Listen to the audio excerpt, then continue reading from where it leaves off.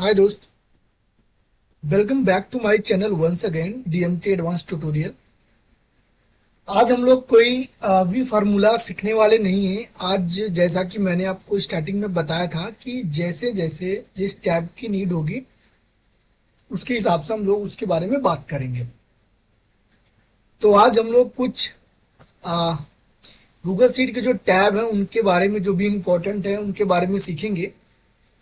तो सबसे पहले मैं आपको एक चीज बताना चाहता हूँ कि अगर आप लोग मेरे चैनल पर नए हो तो प्लीज चैनल को सब्सक्राइब करें। वीडियो पसंद आए तो लाइक करें, दोस्तों के साथ शेयर करें। और आप कुछ सजेशन देना चाहते हो या फिर आपकी कोई क्वेरी है, कमेंट बॉक्स में आप अपनी क्वेरी रेज कर सकते हो। तो सबसे पहले हम लोग फाइल टैब में जो चीज हमने पहले सीखा उसके बारे में बिल्कुल भी बात नहीं करूंगा। जिसके बारे में हम लोगों ने अभी तक बात नहीं किया उसके बारे में हम लोग आज चर्चा करेंगे। राइट। तो ऊपर के लगभग सारे टैब मैंने कंप्लीट किए। New, open, import, make a copy, share तक हो गया था। अभी यहां से हम लोग ईमेल पे आएंगे। अगर मैं चाहता हूं कि ये पूरा डेटा मेरे किसी मैनेजर या फिर कोई भी हो जिसको आप मेल करना चाहते हो, तो आपको मेल खोलने की जरूरत नहीं है। डायरेक्ट आप यहां से जाके सीधा फाइल पे जाइए, मेल पे जाइए, ईमेल दिस फाइल पे जाइए और यहां पे उसकी मेल आईडी टाइप कर दीजिए। तो अगर मैं ये मेल आईडी टाइप कर दूंगा, मैसेज आप दो जो भी देना चाहते हो कि मैसेज क्या है या प्लीज सीन ऐसा कुछ भी, और यहां से वो आप जो फाइल भेज रहे हो उसको पीडीएफ में भेजना चाहते हो कि स्प्रेडशीट के माध्यम से भेजना चाहते हो कि माइक्रोसॉफ्ट में भेजना चाहते हो। समझो मैं अभी पीडीएफ में भेजना चाहता हूं। मैंने अपनी आईडी ले ली और यहाँ पे लिखा सेंड योर सेल्फ कॉपी। अगर आप इस पे चेक बॉक्स पे क्लिक करेंगे तो जिसको आप मेल सेंड कर रहे हो, अभी मैं इस वाली आईडी पे मेल सेंड कर रहा हूं और इस चेक बॉक्स पे क्लिक करके कर रहा हूं, तो क्या होगा कि ये जो फाइल है मेरे डीएमटी आईडी पे भी मुझे भी मिल जाएगी, मुझे भी शेयर होगी। और जो मैंने पार्टिकुलर आईडी इसमें डाल रखा है उनको भी ये फाइल शेयर हो जाएगी। तो हम लोग इसको शेयर करके देख लेते हैं। मैंने सेंड किया और मैं अपनी वो दूसरी वाली मेल आईडी ओपन कर लेता हूं जिसपे मैंने अभी जस्ट मेल किया। ये देखो मेरे पास एक मेल आई है जो दीनदयाल मिश्रा के नाम से डीएमटी की जो मेरी आईडी है, देखो डीएमटी एडवांस, उसकी एक मेल आई है। यहाँ पे आप जब ओपन करोगे आपको देखो एक पीडीएफ मिल जाएगा। करेक्ट। ये देखो आपको वो पूरा का पूरा पीडीएफ मिल जाएगा। करेक्ट। सारी सीट हो गई। ये देखो रिपोर्ट वाली सीट थी, है ना। तो इस हिसाब से आप डायरेक्ट भी किसी को मेल कर सकते हो। क्लियर हो गया।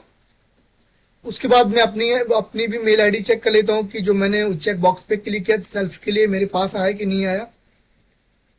तो ये देखो मुझे भी एक मेल आ गई।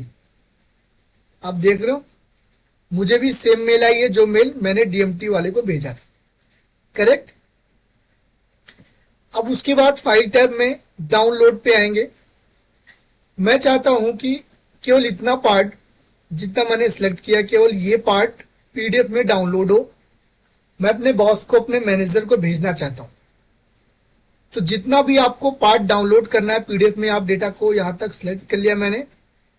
फाइल पे गए, डाउनलोड, डाउनलोड पे जाके एज अ पीडीएफ, जब आप एज अ पीडीएफ करोगे तो अभी तो यहाँ पे करंट सीट है क्योंकि इतना ही डेटा है।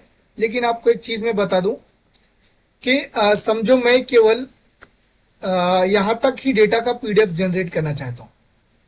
मैंने डेटा सिलेक्ट किया, फाइल पे गया, download, download as a PDF. जब आप पीडीएफ पे क्लिक करोगे तो आप देखो आपने जितना डेटा सिलेक्ट किया था उतना नहीं दिख रहा है, इसमें पूरा डेटा आ रहा है। क्यों? क्योंकि आप एक्सपोर्ट पे यहां पे देखो लिखा है करंट सीट। आप ये ड्रॉप डाउन पे क्लिक करो, यहां पे आपको तीन ऑप्शन दिखेंगे, वर्कबुक, करंट सीट और सिलेक्टेड सेल्स। वर्कबुक करोगे तो पूरी की पूरी वर्कबुक सिलेक्ट हो जाएगी। करंट सीट लोगे तो जो सीट पे आप काम करो वो सीट का पीडीएफ जनरेट होगा। और आप ये चाहते हो कि आपने जितना सिलेक्ट किया केवल उतने का ही पीडीएफ जनरेट हो, तो यहाँ पे आपको सिलेक्टेड सेल पे क्लिक करना पड़ेगा। तो यहां से देखो आपको उतना ही पीडीएफ जनरेट करने का ऑप्शन मिल जाएगा और उतना ही डेटा सिलेक्ट होगा। एक्सपोर्ट कर दो, और किसी को आप चाहो तो मेल कर दो। जैसे आप एक्सपोर्ट बटन पे क्लिक करोगे, यहाँ पे देखो एक पीडीएफ डाउनलोड हो जाएगा। करेक्ट। आप इसको ओपन करोगे तो एज ए पीडीएफ आपको नजर आएगा। क्लियर है। अब मैं चाहता हूं कि इसको मैं Excel as a Excel download करना चाहता हूं। केवल मैं यहां से यहां तक लेता हूं, इतना मुझे एक्सेल चाहिए। तो फाइल पे गया, डाउनलोड और माइक्रोसॉफ्ट एक्सेल। जैसे आप इस पे क्लिक करोगे एक एक्सेल फाइल डाउनलोड हो जाएगी। आप इसको ओपन करके देख सकते हो। ये देखो। करेक्ट। यहाँ पे देख रहे हो। अभी देखो मैंने करंट सीट नहीं लिया तो सिलेक्टेड सेल नहीं लिया, पूरा का पूरा डेटा पीडीएफ में एक्सेल में जनरेट हो गया। करेक्ट। Very nice. अभी हम इसको डाउन सेव करेंगे। और भी इसमें काफी सारे फीचर्स हैं। आप वेब पेज में लाइक्स ऐसे कि कोई भी एचटीएमएल फॉर्म के टाइप में डाउनलोड करना चाहते हो, फाइल पे गए, माइक्रोसॉफ्ट हो गया, ओपन डॉक्यूमेंट की बाद में बात करेंगे, पीडीएफ हो गया। अब वेब पेज एचटीएमएल फॉर्मेट देख लेते हैं। इसको जैसे आप डाउनलोड करोगे, इसको ओपन करते आपको तीन अलग अलग फाइल नजर आएंगी। यहाँ पे देखो तीनों सीट का एक अलग अलग वेब पेज बन गया। इस पे आप क्लिक करोगे तो ये वेब पेज में खुलेगा आपको। ना तो ये पीडीएफ है ना तो ये एक्सेल है, ये वेब पेज है, क्लाउड बेस है। करेक्ट। इसको अगर कॉपी करके और यहां पे ले जाके पेस्ट मारोगे तो भी ये फाइल खुल जाएगी। अब आप ये फाइल एचटीएमएल में आपकी कॉपी हो गई है, आप ये फाइल को कहीं भी ले जाके ओपन कर सकते हो। करेक्ट। अगर मैं यहां पे जाके इसको ओपन करूंगा तो यहां भी ओपन हो जाएगा। तो इससे क्या होगा कि आपको एक एडिट नॉट एडिटेबल, कोई एडिट भी नहीं कर पाएगा और आपको एक एचटीएमएल डेटा मिल जाएगा। आप किसी को केवल भेजना चाहते हो, केवल वो डेटा ही देख सके, केवल शो कराने के लिए। और आप चाहते हो कि आपको सीट भी ना भेजनी पड़े, केवल डेटा ही दिखे, तो आप इस तरीके से उसको एचटीएमएल में डाउनलोड करके उसको भेज सकते हो। यहाँ पे देखो एक लिंक होगी सबकी, एक यूआरएल जनरेट हो जाएगी। ये यूआरएल आप कॉपी करके उसको भेज दो, यहां से वो जाके ओपन कर लेगा। करेक्ट। उसके बाद फाइल अभी डाउनलोड एज में एक दो अभी मैंने सेपरेट रखे हुए, मैं आपको बाद में बताऊंगा डॉट सीएसवी के बारे में। रीनेम आपको पता है कि कोई भी अगर मैं रिपोर्टिंग टूल को रीनेम करना चाहता हूं तो दो तरीका है। एक तो आप यहाँ पे इसको हटा के भी रीनेम कर सकते हो, दूसरा आप यहां से भी जाके रीनेम फाइल कर सकते हो। करेक्ट। उसके बाद मूव है, ये मैं आपको अभी नहीं बताऊंगा, जब हम लोग आगे अलग अलग फोल्डर पे काम करेंगे तब मैं बताऊंगा। यहां तक क्लियर हो गया।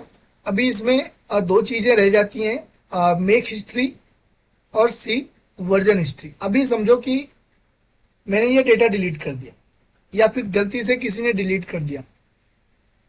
3 दिन बाद आपने फाइल खोला, आपको पता लगा ये तो डेटा ही नहीं है, ये तो डेटा डिलीट हो गया। अब क्या करें। 3 दिन बाद आपने खोला तो आप कंट्रोल जेड भी नहीं लगा पाओगे, अंडू भी नहीं होगा। तो उसके लिए आपको क्या करना है, लास्ट एडिट पे जाना। ऊपर ध्यान से देखो, लास्ट एडिट वॉज सेकंड एगो। यहाँ पे जाओगे, सारे अलग अलग वर्जन नजर आएंगे। आप भी लोड हो रहा है। यहाँ पे देखो जो मैंने डिलीट किया वो दिख रहा है। तो डिलीट होने के पहले क्या था, यहाँ पे देखो ये नाम था, यहाँ पे देखो डिलीट हो गया। अभी करंट का है ये देखो करंट पोजीशन, यहाँ पे देखो ब्लैंक है, यहाँ पे देखो उसका नाम है। और मैं चाहता हूं कि जो डिलीट हुआ तो डेटा रिकवर करूं। देखो यहाँ पे 12:07 पे डेटा अपने पास था। अब इसको रेस्टोर दिस वर्जन, इस पे क्लिक करो, रेस्टोर कर लो। तो अब देखो ये पूरा डेटा आ गया, जो मैंने डिलीट किया था वो डेटा मेरा रिकवर हो गया। तो इसलिए मैं आपको बताता हूं कि एक्सेल से बहुत ही ज्यादा एडवांस लेवल है गूगल शीट। अगर एक्सेल में आपसे कोई भी फाइल डिलीट हो गई, कोई भी डेटा डिलीट हो गया, आप रिकवर करने में आपको बहुत मुश्किल होती है, लेकिन आप इसको बहुत इजीली रिकवर कर सकते हो। और इसमें ऐसा नहीं है, वो पर हर एक मिनट का डेटा स्टोर करके रखता है अपने पास। आप जब भी चाहो इसको रिस्टोर कर सकते हो। करेक्ट।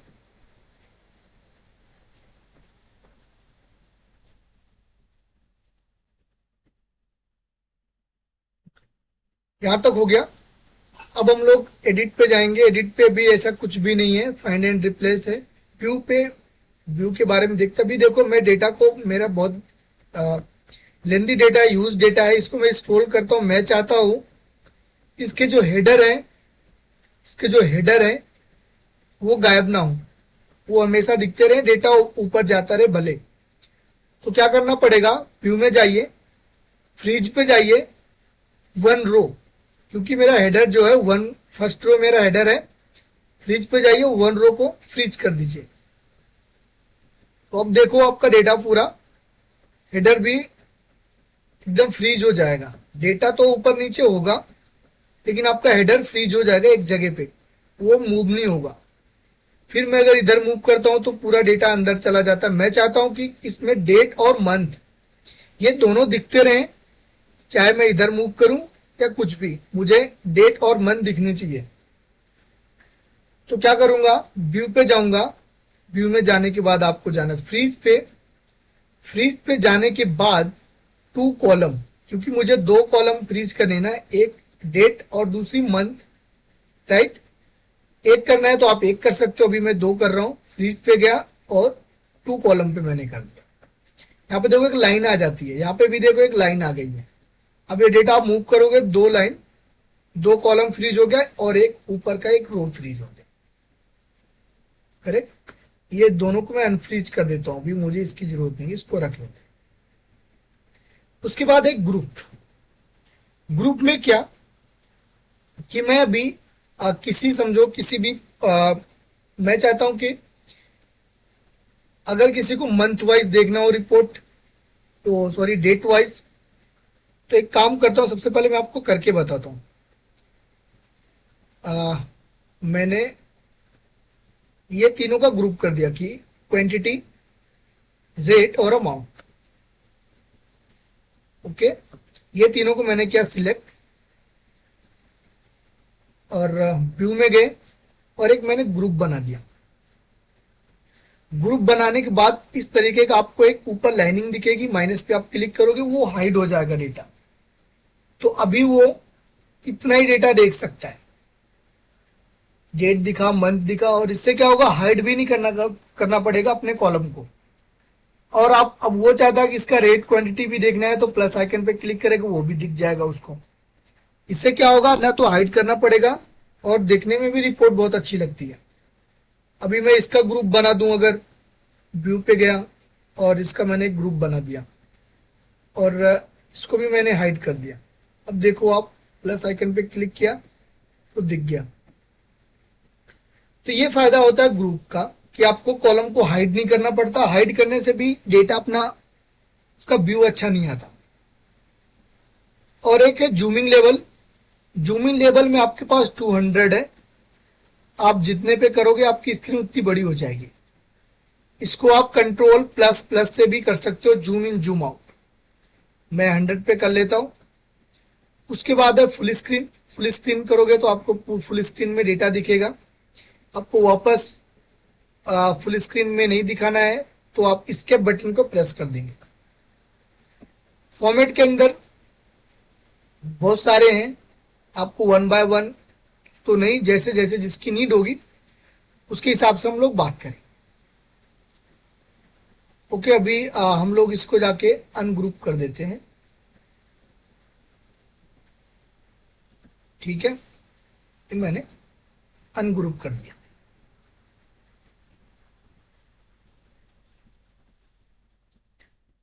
फॉर्मेट टैब के अंदर एक तो थीम है, ये हम लोग बाद में देखेंगे। एक डायरेक्शन है, हाँ, ये हम लोग रैपिंग क्या होता है वो हम लोग सीख लेते हैं। ठीक है, अभी अगर मैं यहां पे लिखता हूं नेम, डिस्क्रिप्शन,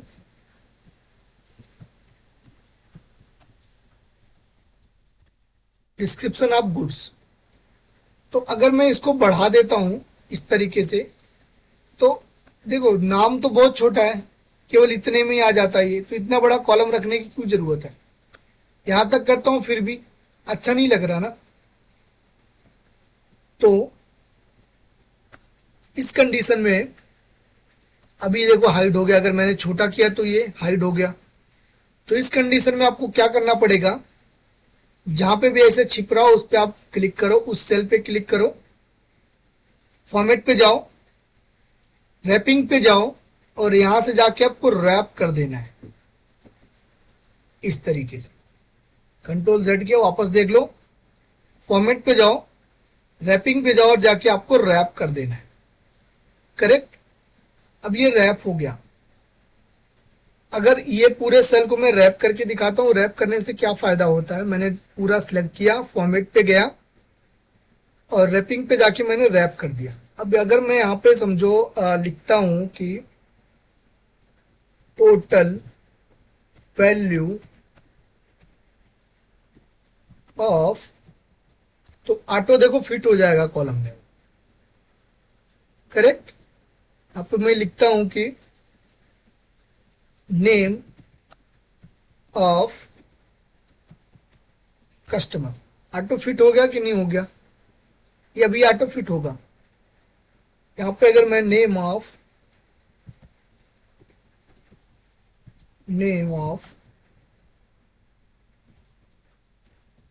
सेल्स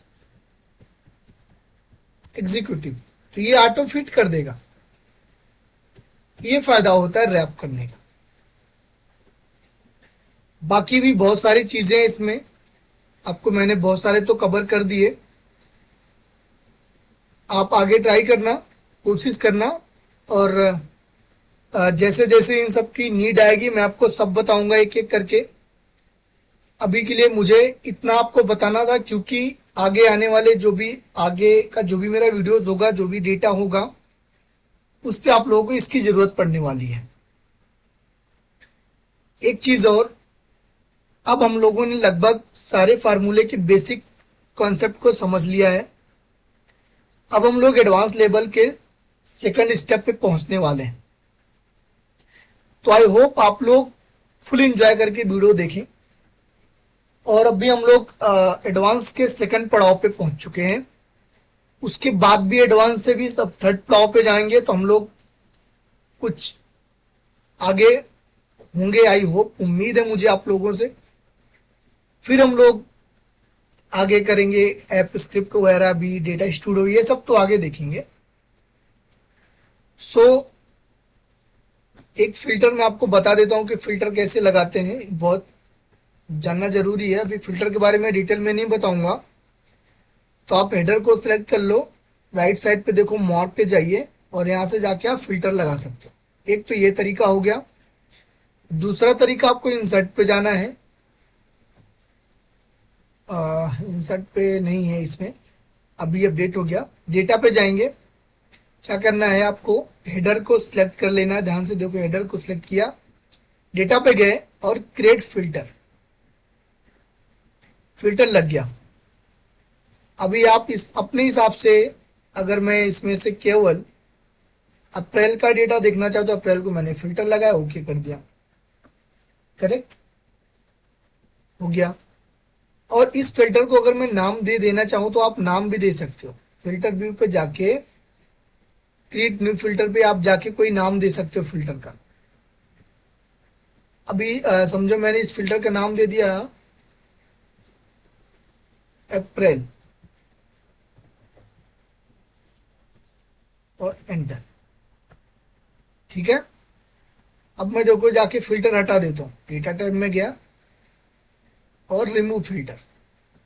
अब जब आप वापस जाओगे डेटा टैब में, तो फिल्टर व्यूज के अंदर देखो एक फिल्टर सेव हो गया अप्रैल। अप्रैल पे क्लिक करोगे तो जो मैंने सेलेक्ट किया था वो डेटा दिखेगा। करेक्ट। तो आप इस अपने हिसाब से फिल्टर को भी लगा सकते हो और अलग अलग लोगों को भेज सकते हो उसका ही डेटा। आगे हम लोग बहुत कुछ सीखने वाले हैं। So thank you all, Vande Mataram, जय माता दी, गॉड ब्लेस यू।